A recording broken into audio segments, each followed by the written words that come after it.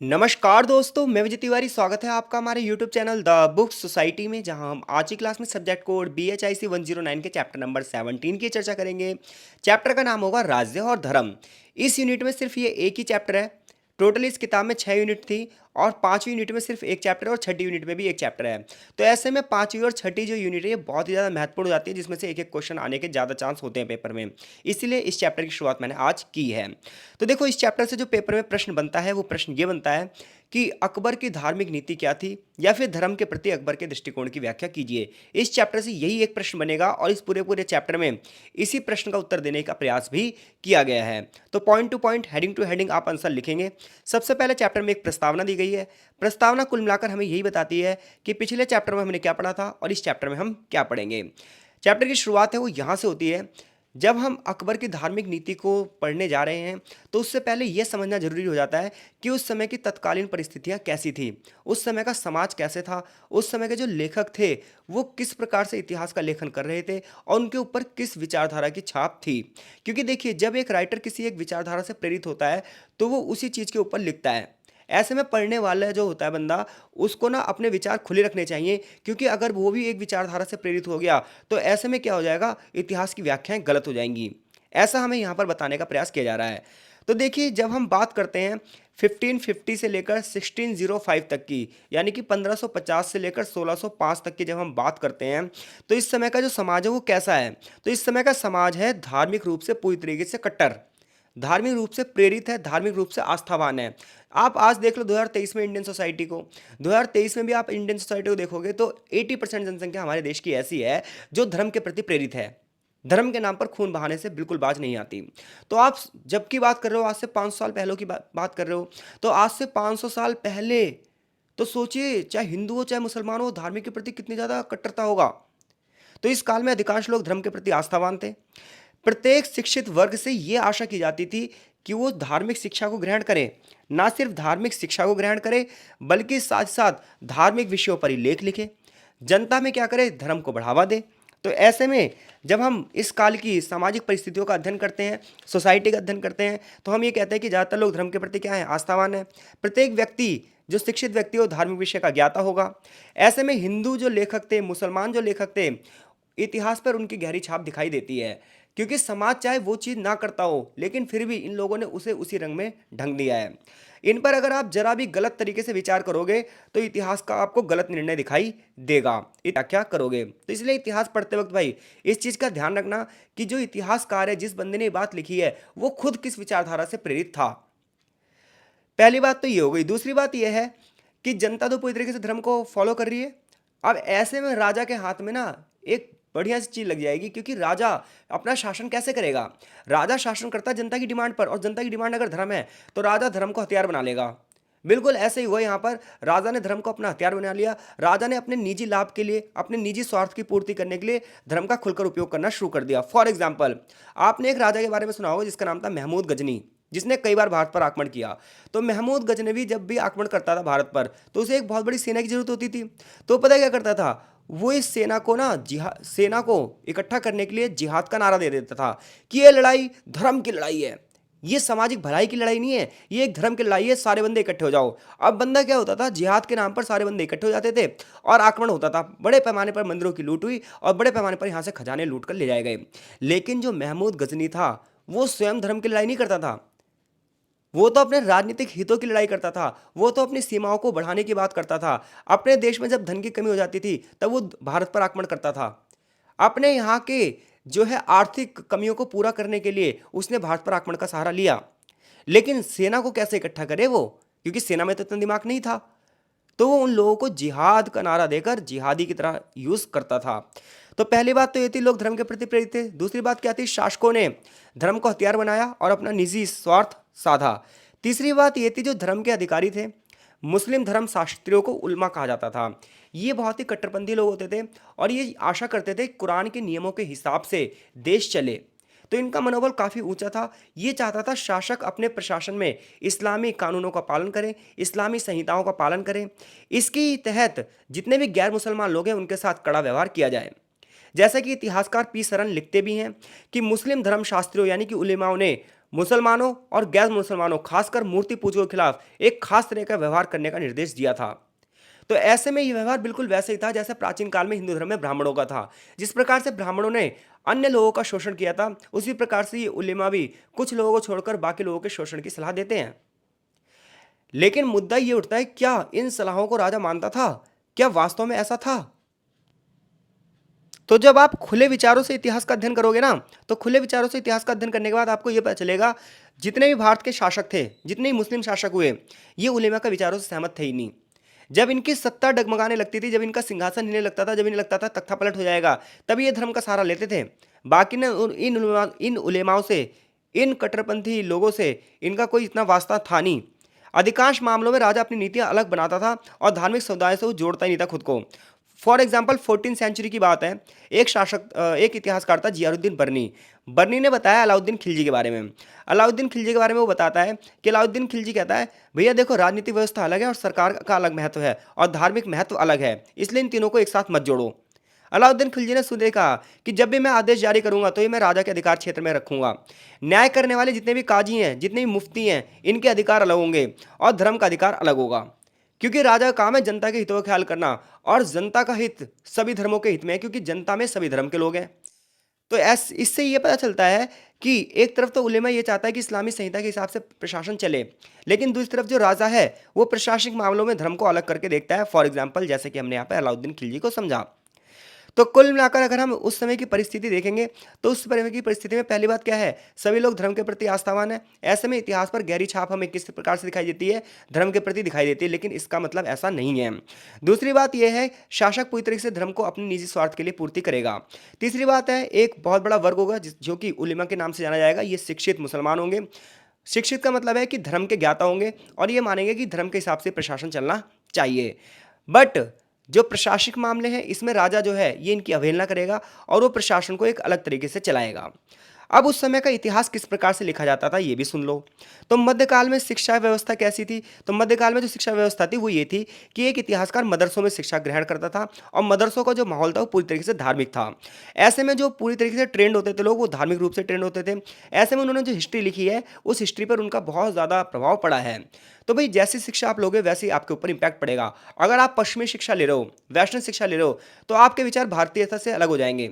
लेकिन आप भारतीय शिक्षा ले रहे हो तो आपके विचार उनसे अलग हो जाएंगे। इसी प्रकार से अगर आप मदरसों में शिक्षा ले रहे हो या किसी भी धार्मिक संस्था में शिक्षा ले रहे हो, तो पता है क्या होगा? तो फिर ये होगा कि आपके ऊपर धर्म का विचार पूरी तरीके से दिखाएगा। फॉर एग्जाम्पल, जैसे इतिहासकार जब इतिहास लिखेंगे तो अपने राजा की सेना के लिए तो लश्कर ए इस्लाम यूज़ करेंगे, यानी कि इस्लाम की सेना, और दुश्मन की सेना के लिए वो लश्कर ए कुफ्र का यूज़ करेंगे, यानी कि काफिरों की सेना। दो मुसलमान राजाओं में ही युद्ध हो रहा है। एक मुसलमान को आप क्या कह रहे हो कि ये इस्लाम की सेना है, और दूसरे मुसलमानों को आपने क्या कहा? काफिरों की सेना है। यानी कि जो आपका संरक्षक है, जो आपका राजा है, वो इस्लाम के लिए युद्ध लड़ रहा है, जबकि बाकी लोग काफिर हैं, भले ही वो मुसलमान क्यों ना हो। तो ऐसे में जो उस समय का इतिहास लिखा गया, उस पर पूरे तरीके से धार्मिक प्रवृत्तियां दिखाई देती हैं, जबकि इसमें इस तरीके से लिखना चाहिए था कि एक सेना विजयी सेना है, एक सेना अपने राजा की सेना है, जबकि दूसरी जो सेना है वो विरोधियों की सेना है। अगर एक इतिहास तरीके से लिखा जाता तो ऐसे लिखा जाता, लेकिन जब आप इतिहास पढ़ोगे तो वहां पर ऐसे वर्ड यूज किए गए हैं, अपनी सेना के लिए लश्कर इस्लाम, दूसरे की सेना के लिए लश्कर कुफ्र। इसी प्रकार अगर अपने स्वामी का सैनिक मौत को प्राप्त हो तो हम कहेंगे उसने शहादत प्राप्त करी, वो शहीद हुआ। जबकि दूसरे पक्ष का सैनिक, यानी कि विरोधी पक्ष का सैनिक मरेगा तो उसे नर्क भेजा जाएगा। क्लियर है भाई? तो इतिहास इसी प्रकार से प्रेरित रहा है और आज भी इतिहास इसी प्रकार से प्रेरित रहा है। जब हमारी सेना का एक जवान मारा जाता है तो हम उसे शहीद की उपाधि देते हैं, जबकि जब दूसरी सेना का जवान मारा जाता है तो हम कहते हैं वो मर गया, जबकि वो भी अपने सेना का फर्ज ही निभा रहा था, वो भी अपने देश का फर्ज ही निभा रहा था। तो लोगों के अंदर ह्यूमैनिटी थोड़ी सी खत्म हो गई है, मानवता खत्म हो गई। इसी वजह से धर्म ना दूसरे क्षेत्र में क्या करता है, रक्त बहाने में बिल्कुल भी देरी नहीं करता है। तो ह्यूमैनिटी हो तो शायद हम लोग ये समझे कि हर एक बंदा मानव है।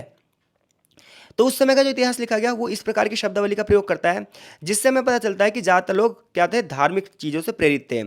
जैसा कि एक इतिहासकार हैं, शाहजहाँ के शासनकाल में थे, इनका नाम है मोहम्मद सालिह। इन्होंने एक किताब लिखी है और उसका नाम है अमल ए सालिह। इन्होंने ये बताया है कि कमालुद्दीन रोहिला के नेतृत्व में अफगान विद्रोह हुआ था। तो अफगान विद्रोह को दबाने के लिए जो वर्ड यूज़ किया गया वो ये कि जो अफगान विद्रोह थे, जो अफगान विद्रोही थे, जो लोग विद्रोह कर रहे थे, उन लोगों को धर्म का दुश्मन कहा गया, जबकि वो लोग भी क्या थे, इस्लाम थे। तो एक ही धर्म के लोग हैं, दोनों के बीच में लड़ाई हो रही है, एक धर्म का दुश्मन है और दूसरा धर्म का क्या है, ज्ञाता है। तो ये उस समय के इतिहास को पढ़ के आपको पता चलता है कि किस प्रकार से कैसी शब्दावलियों का प्रयोग किया जाता था, और इन शब्दावलियों को प्रयोग पढ़ने के बाद आपको पता चल जाता है कि इतिहासकारों के ऊपर भी धर्म की कितनी ज़्यादा पैठ थी। आधुनिक इतिहास लेखन की बात करोगे तो नाम आएगा इलियट और डाउसन का। इलियट और डाउसन ने बहुत पहले ये चीज़ें लिख दी थी। उन्होंने ये बताया था कि मध्यकालीन जितने भी फारसी ग्रंथ हैं उनका उन्होंने इंग्लिश में ट्रांसलेशन किया था, इंग्लिश में अनुवाद किया था। उन्होंने बहुत सारे मुद्दे ऐसे उठाए थे जो धार्मिक कट्टरता से प्रेरित थे। इसके अलावा चाहे ये भी बताया गया था कि मुसलमान शासकों द्वारा किस प्रकार से हिंदुओं को दबाया गया था। इसके अलावा शिया और सुन्नियों के बीच में भी बहुत ज़्यादा मतभेद होता था, जिसकी चर्चा आगे भी की जाएगी। सीधे सीधे शब्दों में बात की जाए तो मुद्दा सिर्फ इतना था, धर्म शासक के हितों की पूर्ति का सिर्फ हथियार था। शासक को धर्म से इतना ज़्यादा लेना देना नहीं था, उसको बस सिर्फ और सिर्फ अपनी सत्ता से और अपनी प्रतिष्ठा से लेना देना था। तो इस समय की सामाजिक परिस्थिति समझ गए आप, इस समय के इतिहास लेखन को समझ गए आप। तो अगर क्वेश्चन आपसे पूछा जाए कि राज्य की नीतियों के साथ धर्म को सुलझाने में समकालीन इतिहासकार किस हद तक उत्तरदायी हैं, तो बता दोगे आप? या मुगल शासकों की धार्मिक नीति संबंधी इलियट और डाउसन के दृष्टिकोण को बताओ तो बता दोगे? तो ये क्वेश्चन आएंगे तो टिप्पणी में आएंगे। जो मेन क्वेश्चन चैप्टर का शुरू होता है 20 नंबर का, वो यहाँ से शुरू होता है कि धर्म के प्रति अकबर का क्या दृष्टिकोण था, या फिर अकबर की धार्मिक नीति के बारे में बताओ। तो अकबर की धार्मिक नीति को 4 चरणों में बांटा जाता है, जहाँ चरण फर्स्ट जो है वो है 1560 से लेकर 1565। तो जब हम अकबर की बात करते हैं तो बहुत सारे लोग अकबर को जो है वो ये कहते हैं कि ये एक बहुत ही ज़बरदस्त शासक था जिसने सभी धर्मों को समान रूप से महत्व दिया है। लेकिन वो एकदम से ऐसा नहीं था। उसको उसके इतिहास को समझने के लिए हमें इसके चारों चरणों को समझना पड़ेगा। तो अकबर की धार्मिक नीति का जो पहला चरण था वो था 1560 से लेकर 1565। तो कह रहा है 1560 से लेकर 1565 के बीच में अकबर ने जो भी कदम उठाए वो कदम ऐसे ही नहीं उठाए। देखो, कोई बंदा जब कोई काम करता है ना तो उसके ऊपर बहुत बड़ा किसी का प्रभाव पड़ा होता है। अकबर की बात करें तो अकबर धार्मिक रूप से इतना कट्टर नहीं था। उसका रीज़न पता है क्या है? उसका रीज़न ये है कि उसका पालन पोषण जिन लोगों के बीच में हुआ था ना वो बहुत अच्छे थे। अपने प्रारंभिक चरण की बात करें तो अकबर ने गैर मुसलमानों के साथ उदार रवैया रखा। उन्होंने कट्टरता के साथ नहीं आया, उनके साथ पेश नहीं हुआ। और इसके लिए माना जाता है कि जो उसकी परवरिश थी, उसके बौद्धिक जो प्रभाव थे, उसकी जो आस्था थी, उसे बहुत सारे लोगों ने प्रभावित किया। फॉर एग्जाम्पल अकबर का जो शिक्षक था बहरम खान, और एक व्यक्ति था मीर अब्दुल लतीफ़ जो कि ईरान के शिया मुसलमान थे। साथ ही साथ एक व्यक्ति था जिसका नाम था मुनीम खान जो कि सुन्नी मुसलमान थे। ये जितने भी बंदे थे, चाहे हम मुनीम खान की बात करें, चाहे अब्दुल लतीफ़ की बात करें, चाहे हम बहरम खान की बात करें, ये लोग धार्मिक जंजीरों से जकड़े हुए नहीं थे। ये धर्म से थोड़ा सा अपने आप को ऊपर उठाते थे, ये ह्यूमनिटी की बात करते थे, और इनका प्रभाव अकबर पर बहुत ज़्यादा पड़ा। ऐसी एक व्यक्ति और है जिनका नाम है, मंगोल व्यक्ति थे यासाए चंगेजी। इनका प्रभाव भी बहुत ज़्यादा अकबर पर पड़ा है। जैसा कि इनके विचार ये थे कि सभी संप्रदायों को एक समझा जाए और उनके बीच में भेदभाव ना किया जाए। तो ऐसे में अकबर जो शुरुआत में धर्म धर्म के प्रति उदार था, सभी धर्मों को सम्मान दे रहा था, उसके पीछे एक रीज़न ये था कि उसके ऊपर जिन लोगों का प्रभाव था वो भी ऐसे ही थे। वो भी धार्मिक रूप से कट्टर नहीं थे, वो भी सभी धर्मों के प्रति सम्मान रखते थे। इसी वजह से अकबर अपने प्रारंभिक चरण में जो है उदार रहेगा। क्लियर है भाई? इस काल में वो राजपूतों के साथ वैवाहिक संबंधों को स्थापित करेगा। इसके अलावा जितने भी युद्ध बंदी होंगे, पहले पता है क्या होता था? युद्ध के दौरान जितने भी युद्ध बंदी होते थे, युद्ध के कैदी होते थे, इन सभी को इस्लाम धर्म में परिवर्तित करवा दिया जाता था जबरदस्ती, या फिर मार दिया जाता था। लेकिन अकबर ने कहा जितने भी युद्ध बंदी होंगे इसे इस्लाम धर्म में परिवर्तित नहीं किया जाएगा। उसने इस चीज़ पर रोक लगा दी। इसके अलावा हिंदुओं से और गैर मुसलमान अन्य लोगों से विभिन्न प्रकार के टैक्स लिए जाते थे, जैसे कि जजिया कर, तीर्थ यात्रा कर, इन सबको अकबर ने हटा दिया। जिससे पता चलता है कि अकबर एक उदार व्यक्ति था शुरुआत के चरण में। अकबर के उदारवाद की व्याख्या कई रूपों में की जाती है। कुछ लोग ये कहते हैं कि अकबर को हम इतना ज़्यादा अच्छा समझते हैं, वास्तव में ऐसा नहीं है। कुछ लोगों का ये कहना है कि उस समय क्या था कि अगर भारत में अगर आपको शासन करना है तो हिंदुओं का समर्थन होना बहुत ज़्यादा जरूरी है, राजपूतों का समर्थन होना बहुत ज़्यादा जरूरी है। ऐसे में अकबर ने अपने शासन को बनाए रखने के लिए और विद्रोहों से बचने के लिए, अपनी शासन व्यवस्था को मजबूत करने के लिए इन सभी नीतियों का पालन किया, क्योंकि उसे पता था कि कठोरता के साथ शासन नहीं किया जा सकता। सबको मारकर आप किस पर शासन करोगे?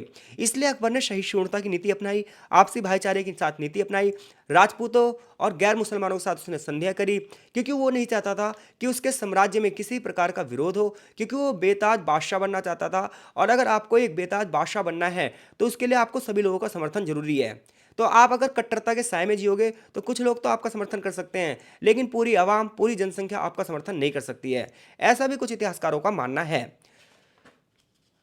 बहुत प्रारंभ से ही अगर हम बात करें, अकबर के ऊपर सूफियों का भी बहुत ज़्यादा प्रभाव था।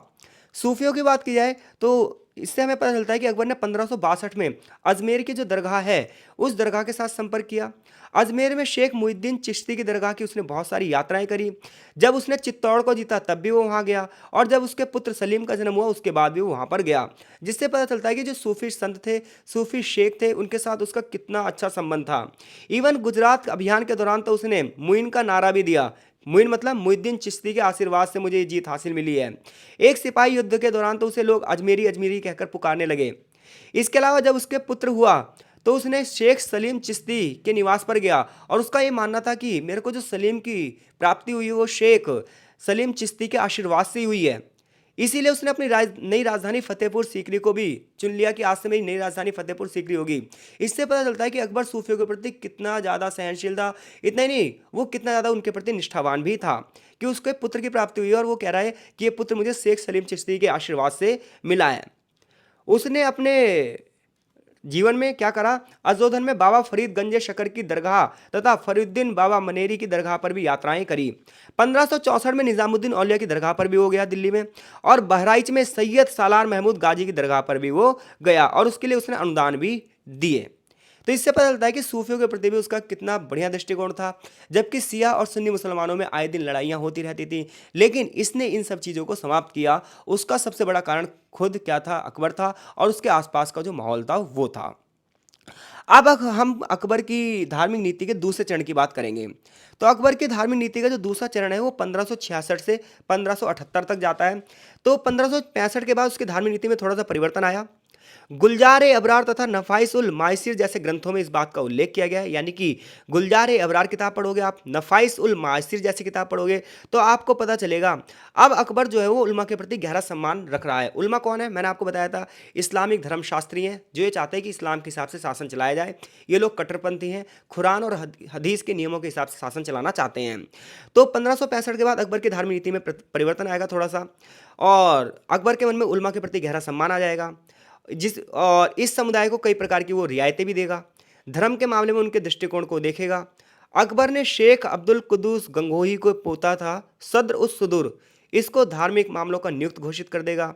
इवन इतना ही नहीं, अब्दुल नबी के घर पर हदीस के व्याख्यान सुनने जाएगा, पैगंबर से जुड़ी परंपराओं की कहानियां सुनने जाएगा। यानी कि अकबर जहां अपनी पहली चरण में पूरे तरीके से एक उदार व्यक्ति था, तो वहीं दूसरे चरण में वो थोड़ा सा कट्टर होने लगा, वो उलेमाओं के प्रति झुकाव होने लगा उसको।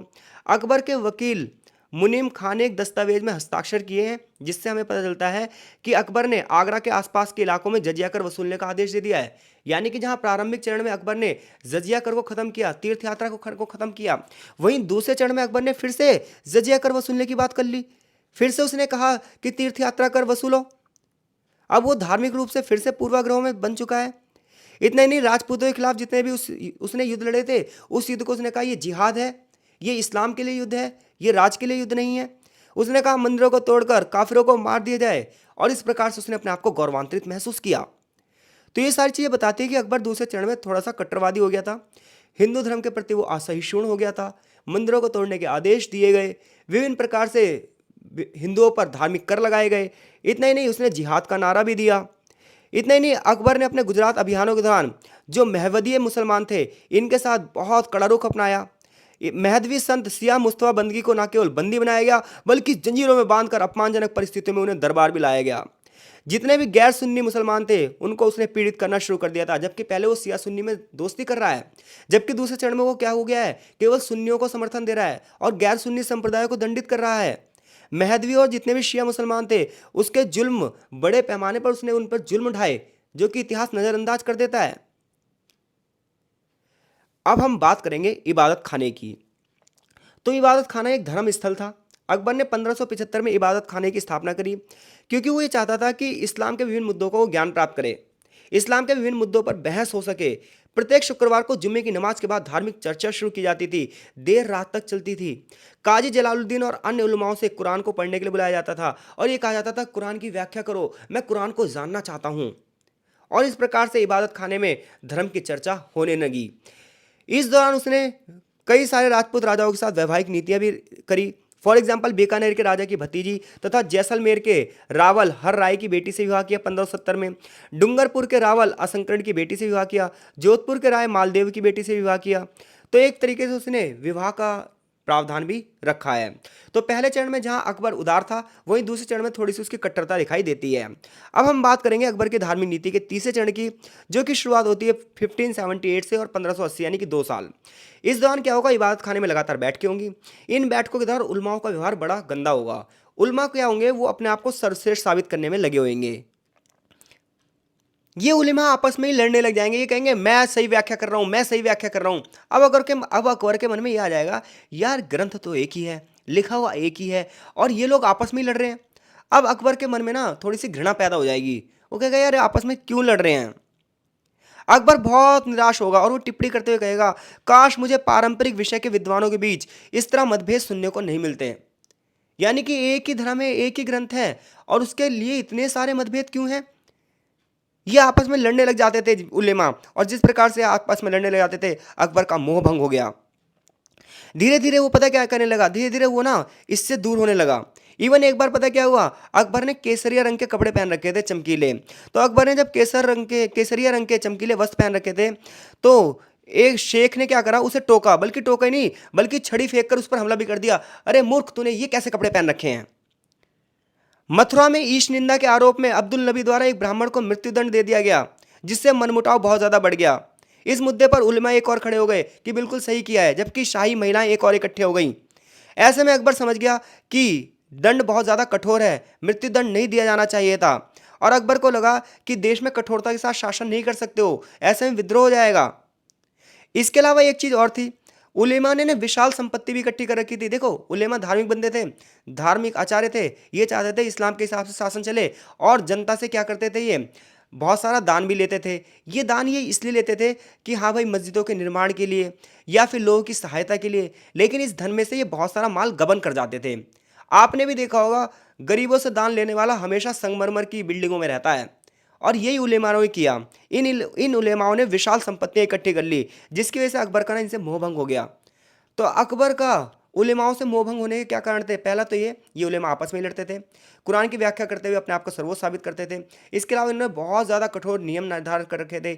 ईश निंदा के आरोप में मृत्युदंड दे दिया जाता था, जिसकी वजह से कई बार विरोध हो जाता था। इसके अलावा अकबर बहुत ज़्यादा निराश हुआ कि एक ही धर्म के प्रति इतनी ज़्यादा असहिष्णुताएं कैसे हो सकती हैं। इसके अलावा उलेमाओं ने विशाल संपत्ति इकट्ठी कर रखी थी, ये अपने आप की दावेदारी बहुत ज़्यादा करते थे। इसके अलावा मुद्दा ये बना, तो अकबर ये सब चीज़ों से क्या हो गया, अकबर इस्लाम के प्रति थोड़ा सा क्या हो गया, उदासीन हो गया। आरंभ में केवल सुन्नियों को इबादत खाना में बहस करने के लिए बुलाया जाता था, लेकिन आगे चलकर 1578 में बादशाह ने सूफी सियाहों को, ब्राह्मणों को, जैनियों को, ईसाई, यहूदी और पारसियों को, इन सबको बुलाना शुरू कर दिया, क्योंकि वो अब हर धर्म की शिक्षा लेना चाहता था। उसे ये था, यार मैं हर धर्म को देखना चाहता हूँ, क्या हर धर्म में ऐसा है। ऐसे में अकबर ने उपासना, चर्च, मंदिरों के निर्माण के लिए स्वतंत्र आदेश दे दिया कि भाई मंदिरों का निर्माण करवाओ, चर्च का निर्माण करवाओ, हमें कोई दिक्कत नहीं है। इबादत खाना में होने वाले विवादों से अकबर को एक नई दिशा मिली। वो ये समझ चुका था सभी धर्मों का तत्व एक ही है, और वो है आत्म आस्था, अपने मन की आस्था, अपने मन की शांति। और यहीं से अकबर एक नए मजहब की घोषणा करेगा, जिसका नाम होगा मजहर। 1579 में उलमा के साथ अलगाव हो जाएगा, और अकबर उलमा का प्रति ये कहेगा कि भाई मैं उलमा को नहीं मानता, और वो एक नई घोषणा करेगा, मजहर। मजहर को शेख मुबारक द्वारा सावधान पूर्वक तैयार किया जाएगा। यानी कि मजहर को कौन तैयार करेगा, शेख मुबारक। और महमूद नबी और मौलाना अब्दुल्ला सुल्तानपुरी, उस समय के 4 अन्य लोग होंगे। इन पर दबाव बनाया जाएगा कि भाई तुम इस पर हस्ताक्षर करो, किस पर, मजहर पर। मजहर क्या था, मजहर ये कहता है कि अकबर अपने युग का खलीफा है। देखो, खलीफा एक पद था जो कि ऑटोमन साम्राज्य में था, और ये माना जाता था इस्लाम के जितने भी शासक हैं, उन शासकों को इस खलीफा से ही पूरी तरीके से क्या करनी पड़ती थी, रहमत मांगनी पड़ती थी, उसके आदेशों से ही चलना पड़ता था। और खलीफा का जो आदेश था वो सभी मुसलमानों पर लागू होता था। तो मजहर की घोषणा के बाद अकबर कहता है, मैं अपने युग का खुद खलीफा हूँ, मैं किसी खलीफा के अंडर में नहीं हूँ। खलीफा का दर्जा जो है वो मुज़त हिदों से ऊंचा है। अकबर इनमें से किसी का भी मत को चुन सकता है। अकबर खुद ऐसा आदेश पारित कर सकता है जो नास के खिलाफ ना हो। यानी कि पहले वो उलेमाओं के हिसाब से शासन चला रहा है, लेकिन जब वो खुद को घोषित कर देगा खलीफा, तो अब वो किसी के ना आदेश को मानने के लिए क्या है, मजबूर नहीं है। वो अपने आदेश खुद मानेगा। वो अपने आदेश खुद चलाएगा, उसकी मर्जी है, वो किसी से परामर्श ले और किसी से परामर्श ना ले। तो अपने आप को कुल मिलाकर उसने क्या खलीफा घोषित कर दिया। अब जब वो अपने आप को खलीफा घोषित करेगा तो विरोध भी तो होगा। अब बहुत सारे लोगों ने विरोध करना शुरू कर दिया। जितने ही सुन्नी मुसलमान थे, शिया मुसलमान थे, अन्य लोग थे, सब ने बहुत तीखी प्रतिक्रियाएं दी। उनको लगा कि राजा क्या है, भटकाव में डूब गया है, राजा भटक गया है, उसे अपनी शक्ति का क्या हो गया है, घमंड हो गया है। मुसलमान समाज के एक कम्युनिटी ने इसका जमकर विरोध किया, अकबर के धार्मिक रवैये के लिए विरुद्ध हो गए। इसके अलावा बहुत सारे सूफी संत थे, उनमें से एक सूफी संत थे शेख अहमद सिरहंदी। इन लोगों ने बड़े पैमाने पर आरोप लगाया कि इस्लाम अपनी राह से भटक रहा है। सबसे तीखी प्रक्रियाएं उलेमाओं ने की। इनमें कई विद्वानों ने, क्योंकि इनकी सत्ता तो जा ही रही थी, तो ये चाहते थे क्या कि भैया हमारी सत्ता कैसे आए। तो जिन जिन लोगों को नुकसान हो रहा था नई धार्मिक नीति से, इन सभी लोगों ने अकबर का विरोध करना शुरू कर दिया। अब हम बात करते हैं अकबर की नीति हिंदू धर्म और जैन धर्म के प्रति। तो शुरुआत में तो माहौल अलग था, वो हम पढ़ ही चुके हैं, लेकिन आगे चलकर चीज़ें अलग हो गई। अकबर ने भारतीय दार्शनिक परंपरा के कई विद्वानों से बातचीत करी, चाहे मधु सरस्वती की बात करें, चाहे मधुसूदन की बात करें, चाहे दामोदर भट्ट की बात करें। जैसा कि बदायूं के इतिहास से हमें ये बात पता चलती है कि देवी और पुरुषोत्तम दो व्यक्ति ऐसे थे जिन्होंने अकबर को हिंदू पौराणिक ग्रंथों की शिक्षा दी। अकबर ने मथुरा में विठलेश्वर को आमंत्रित किया, गोकुल का दान दिया। 1593 में उसने एक आदेश जारी किया कि मथुरा, मंगोटो और औध के परगनों में जो पहले मोर की हत्या की जाती थी, शिकार किए जाते थे, अब वो नहीं होंगे। इतना ही नहीं, उसने पता क्या करा, उसने गौ हत्या पर भी बैन लगा दिया। इवन जब उसकी मम्मी हमीदा बानो बेगम की मौत हुई तो उसने अपनी मूछें और सिर भी मुंडवा लिया, जो कि शोक प्रकट करने का एक हिंदू तरीका था। सत्य की तलाश में अकबर जैन धर्म के ग्रंथों से ही प्रभावित हुआ और जैनीय विद्वान के भी संपर्क में आया। जैन विद्वानों का इतना ज़्यादा उस पर प्रभाव पड़ा कि उसने अहिंसा की नीति को बढ़ावा दिया। इतना ही नहीं, उसने क्या करा, जैन जगत गुरु से गुरु की उपाधि, उन्हें जैन गुरुओं को जगत गुरु की उपाधि भी दी। जैसे कि इस समय के जैन विद्वान जो थे हरि विजय सूरी थे। जैन तब गच्छ शाखा के प्रमुख को इसमें आमंत्रित किया। बड़े पैमाने पर जैन मंदिरों को निर्माण के लिए भी उसने अनुदान दिए। अकबर ने लाहौर के किले के पास जैन मंदिर के निर्माण के लिए भूमि का अनुदान दिया। इतना ही नहीं, 1590 और 92 में जैन के पक्ष में उसने 2 फरमान भी आदेश जारी करे। इसके अलावा उसने ये भी बताया कि आषाढ़ मास में, यानी कि आषाढ़ का जो महीना आता है, इसमें नवी तिथि से लेकर 15वीं तिथि तक, यानी कि पूर्णिमा तक जीव हत्या पर प्रतिबंध रहेगा, क्योंकि जो जैन धर्म है वो पूरी तरीके से अहिंसा पर डिपेंड है। तो जैन और हिंदुओं का ये प्रभाव उस पर पड़ा। अकबर पर जैसुइट का क्या प्रभाव पड़ा, देखो जैसुइट कौन थे, ये क्रिश्चियनिटी से रिलेटेड थे, ये ईसाईयत धर्म की शिक्षा देते थे। तो अकबर ने जैसुइटों को क्या करा, बुलावा भेजा कि हम भैया ईसाई धर्म की भी शिक्षा प्राप्त करना चाहते हैं। तो गर्म जोशी के साथ इनका स्वागत किया। 3 मिशन अकबर के पास आए और इनको तो ये लगने लगा कि अकबर पूरी तरीके से क्या है, ईसाई बनने वाला है, लेकिन ऐसा हुआ नहीं। पहला मिशन जो आया वो आया फादर मॉन्सरेट और फ्रांसिस हेनरिक के साथ, जिसकी लीडरशिप कर रहे थे रुडोल्फ एकाविया 1580 से 83 के बीच में। दूसरा जेsuit मिशन जो आया वो एडवर्ड लियोटन और क्रिस्टोफर डी वेगा के नेतृत्व में आया 1591 टू 92 के बीच में। तीसरा मिशन आया फादर जीरोम जेवियर के नेतृत्व में, जिसके साथ 2 व्यक्ति और थे, फादर इमैनुअल पिनहेरो और ब्रदर ब्रैंडिक्ट डे गॉज। इन लोगों ने क्या करा, इन लोगों ने क्रिश्चियनिटी के बारे में बताया और अकबर क्रिश्चियनिटी से बहुत ज़्यादा प्रभावित भी हुआ, क्योंकि उसने देखा कि सभी धर्मों में जो क्रिश्चियनिटी थी, ईसाईयत जो थी, वो बड़ी ज़बरदस्ती। उसका रीज़न ये था कि ये लोग ज्ञान विज्ञान की बात करते थे, ये लोग उतने कट्टर नहीं थे, जैसा कि आपने चैप्टर नंबर 2 में भी पढ़ा होगा। तो अकबर ने किस प्रकार से उलेमाओं के प्रति उसकी क्या नीति थी, इतना ही नहीं, अकबर की हिंदू धर्म के प्रति क्या नीति थी, अकबर की जैन धर्म के प्रति क्या नीति थी और ईसाई धर्म के प्रति क्या नीति थी, ये सारी चीज़ें हम पढ़ चुके हैं। तो यहाँ से अगर कोई भी क्वेश्चन आएगा तो अब तक आप बता सकते हो। अकबर की धार्मिक नीति का चौथा चरण शुरू होता है 1581 से लेकर उसकी मृत्यु तक, यानी कि 1605 तक। अंतिम चरण कई राजआज्ञाओं में परिलक्षित है। इस दौरान इसने बहुत सारे आदेश जारी करे हैं। तौहीद इलाही की घोषणा के साथ उसने इबादत खाना की चर्चा को खत्म कर दिया। उसने कहा अब इबादत खाने की चर्चा नहीं होनी चाहिए, क्योंकि यहाँ पर सारे धर्म के ठेकेदार आकर लड़ते हैं। उसने बहुत सारे सिक्के चालू करवाए।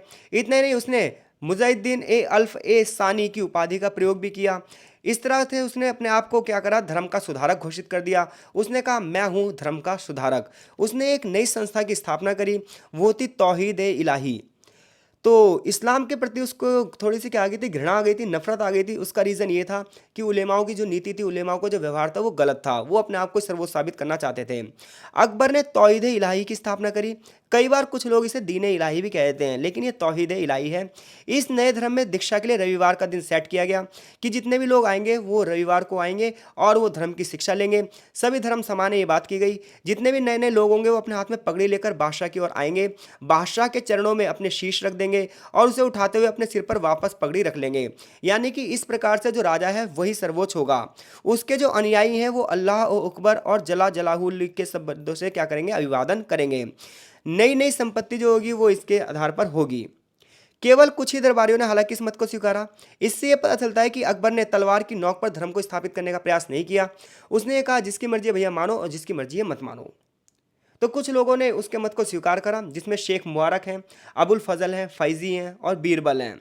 जबकि कुछ लोगों ने मना कर दिया, जैसे भगवान दास ने मना कर दिया, राजा मान सिंह ने मना कर दिया, वित्त मंत्री टोडरमल ने मना कर दिया, भैया हम तुम्हारे इस संप्रदाय में नहीं जुड़ेंगे। तो जिसे हम दीन इलाही कहते हैं उसका पूरा नाम क्या है, वैसे वो तौहीद इलाही है। तो अकबर एक बुद्धिमान शासक था, वो समझता था कि सभी लोगों को धर्म में मिलाना संभव नहीं है। तो ऐसे में वो क्या कर रहा है, अपनी धार्मिक नीतियों को समाज में लाना चाहता है, समाज में एक नई तरीके से चीज़ों को सेटअप करना चाहता है। कुल मिलाकर वो एकता स्थापित करना चाहता है और जो लोग के दुश्मन बने हुए उसे वो खत्म करना चाहता है। लेकिन इसके लिए उसने पहले सभी धर्मों की शिक्षाएं ली और उनकी कमियों को जाना, लेकिन उसने किसी पर भी अपने धर्म को थोपने की कोशिश नहीं करी। आगे अकबर की लास्ट नीति है सुलह कुल की नीति। तो अकबर का साम्राज्य विभिन्नताओं भरा साम्राज्य था। विभिन्न धर्म, विभिन्न जाति, विभिन्न भाषा वाले लोग यहाँ पर रहते थे। विभिन्न क्षेत्रों से आए हुए लोग भी रहते थे। ऐसे में अकबर को सभी लोगों को समान लाने के लिए अकबर ने एक नीति शुरू करी, सुलह ए कुल। कुल का मतलब परिवार होता है, सुलह का मतलब कंप्रोमाइज। इसके लिए उसने क्या करा, दरबार में सभी लोगों को पूरे तरीके से ऊंचे ऊंचे पद दिए, चाहे ईरानी हो, तुरानी हो, दक्कनी हो, पठानी हो, सभी लोगों को ऊंचे ऊंचे पद दिए ताकि किसी के मन में भी विरोध की भावना ना आए। राजपूतों को भी ऊंचे पद दिए गए। अकबर की सुलह कुल की जो नीति थी वो उसकी धार्मिक परंपराओं के अध्ययन से दिखाई देती है। सुलह कुल के माध्यम से अकबर ने अपने धार्मिक विचारों को समाज में स्थापित करने का प्रयास किया। उसके लिए धर्म एकता में बांधने की युक्ति थी, जबकि लोग धर्म के माध्यम से तनाव पैदा करते थे। उसका मानना यह था कि सभी धर्म एकता की बात करते हैं, सत्य की बात करते हैं, अहिंसा की बात करते हैं, सत्य बोलने चोरी ना करने की बात करते हैं। फिर हम लोग यही सारी चीज़ें क्यों करते हैं? तो ये कहता है कि धर्म तो एकता में बांधने की युक्ति है और लोग इससे तनाव पैदा करते हैं। अकबर के लिए धार्मिक तनाव मानव का दुर्भाग्य था और सुलह कुल एक मौलिक अच्छाई के रूप में वो पेश करता है। उसका पुत्र जहांगीर इस बारे में उल्लेख भी करता है कि उसके पिता के साम्राज्य में शिया और सुन्नी एक ही मस्जिद में नमाज पढ़ते थे। इतना ज़्यादा उसने न्याय की प्रणाली स्थापित कर रखी थी, इतना ज़्यादा उसने समाज में सुलह की भावना को प्रेरित कर रखा था कि सभी लोग एकजुट हो सकते थे। लेकिन ये कुछ ही एग्जाम्पल हैं, बाकी बड़े पैमाने पर समाज क्या था, तनाव में बटा हुआ था। क्योंकि अगर समाज इतना अच्छा हो जाता तो फिर आज इतनी दिक्कतें क्यों हैं। तो अकबर की धार्मिक नीति का अगर मूल्यांकन करें तो अलग अलग इतिहासकार इसके बारे में अलग अलग बताते हैं। अगर हम जहांगीर का दृष्टिकोण देखें तो जहांगीर ये कहता है कि धर्म और धार्मिक समूह के प्रति वो अपनी पिता की भूमिका का खूब अच्छे से वर्णन करता है। वो कहता है कि मेरे पिता हमेशा प्रत्येक धर्म और पंथ के विद्वानों की संगत किया करते थे, प्रत्येक नस्ल और पंथ की धारणाओं की अच्छाई को स्वयं से जोड़ते थे। तो अगर आप अकबर की नीति का मूल्यांकन करोगे तो सभी धर्मों के प्रति सहिष्णु रहा, उसने सभी धर्मों को बढ़ावा दिया है, सभी धर्मों के बीच में समान भावनाएं लेकर आया है। लेकिन कुछ इतिहासकार ये कहते हैं अकबर ने इस्लाम को त्याग दिया था। उसका रवैया रूढ़िवादी मुसलमानों के खिलाफ था, क्योंकि रूढ़िवादी जो इस्लाम थे वो खुद राजा की जो सत्ता थी उसे डुबोना चाहते थे। सुजान राय भंडारी जैसे लोगों का ये कहना है कुछ मुसलमान जो कि धर्म अंधता से मुक्त नहीं थे, बहुत सारे लोग धर्म से अंधे थे और बहुत सारे लोग धर्म से ऊपर भी थे। तो ऐसे में जो धर्म से अंधे थे वो अपमान में लगे रहते थे, राजा के अपमान में लगे रहते थे, संपत्ति इकट्ठी करते थे, जो हमने चर्चाएं पहले कर ली हैं। आगे चैप्टर का सारांश है और चैप्टर ये यहीं पर ख़त्म हो जाता है। चैप्टर से कुछ महत्वपूर्ण वर्ड्स हैं जो कि मैंने पढ़ाते वक्त खुद ही क्लियर कर दिए हैं। आई होप सो चीज़ें आपको समझ में आई हो। देखो ये जो चैप्टर है आधे घंटे के नहीं है, इन्हें अगर तरीके से पढ़ा जाए तो लगभग 2-2 ढाई-ढाई घंटे के लेक्चर हैं, 15-15 16-16 पेजों के लेक्चर हैं। बट फिर भी जब आधे घंटे में इन्हें कवर करवाया जाता है तो एक समराइज़ किया जाता है। आशा है चीज़ें आपको समझ में आई होंगी। अगर कोई चीज़ रह गई है तो उसके लिए मैं माफ़ी चाहता हूँ। आप जब किताब पढ़ोगे तो अब चीज़ें आपको समझने में आसानी हो जाएंगी। मिलते हैं आपसे नेक्स्ट चैप्टर में, तब तक के लिए आपका बहुत बहुत धन्यवाद।